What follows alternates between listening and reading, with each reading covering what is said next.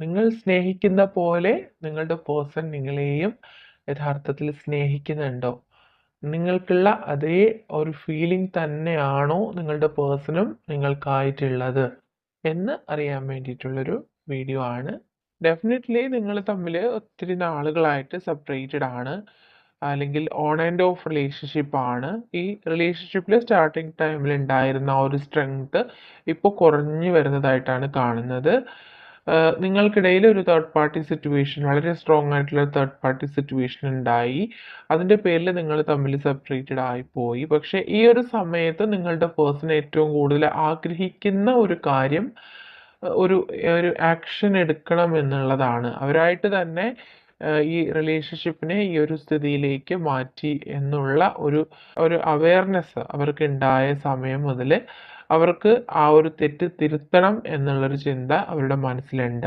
അങ്ങനൊരു ഇൻറ്റ്യൂഷൻ അവർക്കുണ്ടായി.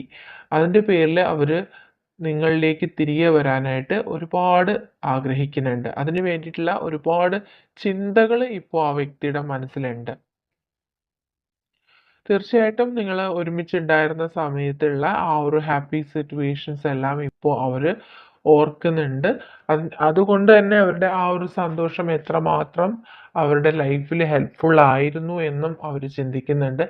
ആ ഒരു സന്തോഷമാണ് അവരിപ്പോൾ അവരുടെ ലൈഫിലേക്ക് തിരികെ കൊണ്ടുവരാനായിട്ട് ആഗ്രഹിക്കുന്നത്. Yes, the sun card. തീർച്ചയായിട്ടും നിങ്ങൾക്കിടയിൽ ഉണ്ടായ പ്രശ്നങ്ങളെല്ലാം എൻഡായി ഒരു ന്യൂ ബിഗിനിങ് ഉണ്ടാവണം എന്നവർ ആഗ്രഹിക്കുന്നുണ്ട്. അതുകൊണ്ട് തന്നെ വളരെ സ്ട്രോങ് ആയിട്ടുള്ളൊരു ഡിസിഷൻ അവരെടുക്കുന്നുണ്ട്. ആ ഒരു തേർഡ് പാർട്ടി സിറ്റുവേഷൻ ഇപ്പോൾ എൻഡ് ആവുന്നതായിട്ടാണ് ഇവിടെ കാണുന്നത്. അത്രയധികം നിങ്ങൾ രണ്ടുപേരെയും സെപ്പറേറ്റഡ് ആക്കിയ ഒരു സിറ്റുവേഷൻ ആയിരുന്നു.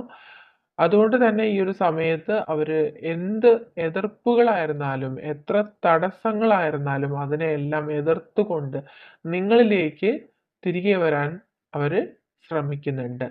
ഓക്കെ. യെസ്, തീർച്ചയായിട്ടും ആ വ്യക്തിയുടെ സിറ്റുവേഷൻ എന്താണ് എന്ന് നിങ്ങൾക്ക് മനസ്സിലാകുന്നില്ല. നിങ്ങൾക്ക് ആകെ ഒരു കൺഫ്യൂഷനാണ്. ഈ വ്യക്തി ജെനുവിൻ ആണോ? ഈ വ്യക്തി നിങ്ങളെ യഥാർത്ഥത്തിൽ സ്നേഹിക്കുന്നുണ്ടോ? നിങ്ങളുടെ ആ ഒരു ഫീലിംഗ് ആണോ എന്നെല്ലാം നിങ്ങൾ ചിന്തിക്കുന്നുണ്ട്. പക്ഷെ നിങ്ങളെക്കാളേറെ സ്ട്രോങ് ആയിട്ടുള്ള സ്പിരിച്വൽ ആയിട്ടുള്ള ഫീലിങ്സ് അവർക്ക് ഉണ്ടാവുന്നുണ്ട്. അവര് നിങ്ങളോട് എക്സ്പ്രസ് ചെയ്യുന്നില്ലായിരിക്കും, അല്ലെങ്കിൽ നിങ്ങൾക്ക് മനസ്സിലാകുന്നില്ല. ആ വ്യക്തിയുടെ ഫീലിങ്സ് നിങ്ങൾക്ക് മനസ്സിലാവുന്നില്ല. അവരെന്താണോ, അവരെങ്ങനെയാണോ നിങ്ങളെക്കുറിച്ച് ചിന്തിക്കുന്നത് എന്ന് നിങ്ങൾക്ക് അറിയാൻ കഴിയുന്നില്ല. ആ ഒരു സിറ്റുവേഷനാണ് ഇവിടെ കാണുന്നത്. നിങ്ങൾ കാണുമ്പോൾ ആ വ്യക്തി വളരെ ആക്റ്റീവായിട്ടിരിക്കുന്നു, ഹാപ്പി ആയിട്ട് കാണപ്പെടുന്നു.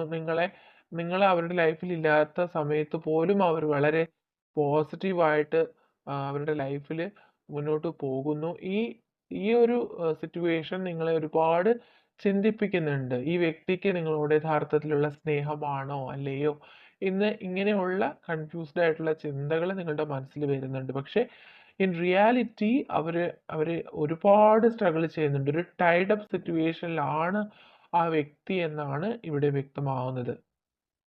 ഒരുപാട് ഒബ്സ്റ്റക്കിൾസ് ഉണ്ട് ഈ റിലേഷൻഷിപ്പ് മുന്നോട്ട് കൊണ്ടുപോകാനായിട്ട്. ആ വ്യക്തിയുടെ ലൈഫിൽ ഒരുപാട് തടസ്സങ്ങളുണ്ട്.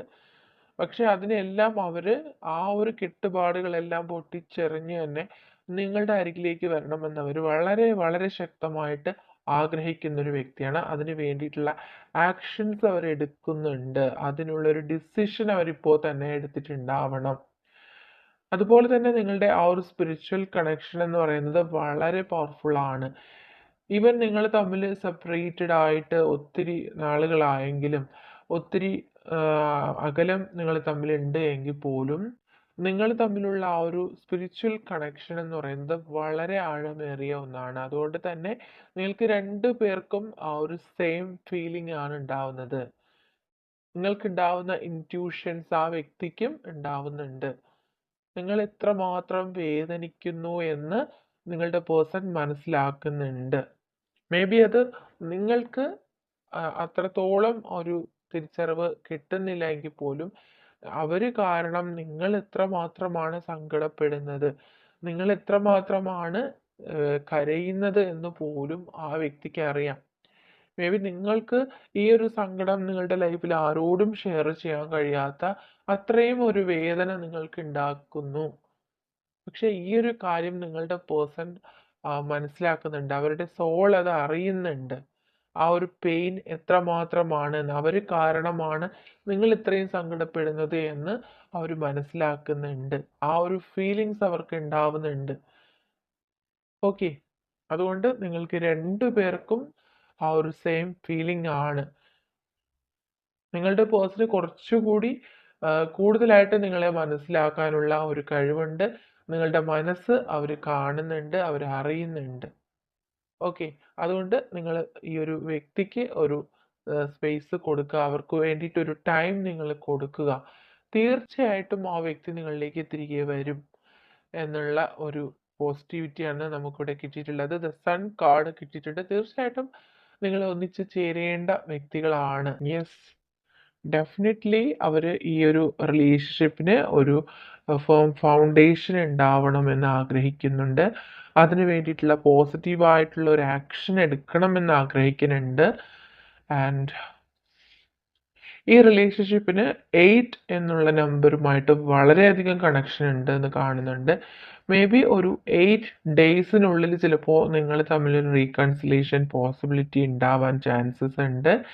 യെസ്, തീർച്ചയായിട്ടും നിങ്ങളുടെ ഈ റിലേഷൻഷിപ്പിൽ യൂണിവേഴ്സിൻ്റെതായിട്ടുള്ള കരങ്ങൾ ഉണ്ട് എന്ന് കാണുന്നുണ്ട്. അവരുടെ വ്യക്തമായിട്ടുള്ള യൂണിവേഴ്സിൻ്റെ സപ്പോർട്ട് അവർക്കും നിങ്ങൾക്കുമുണ്ട്.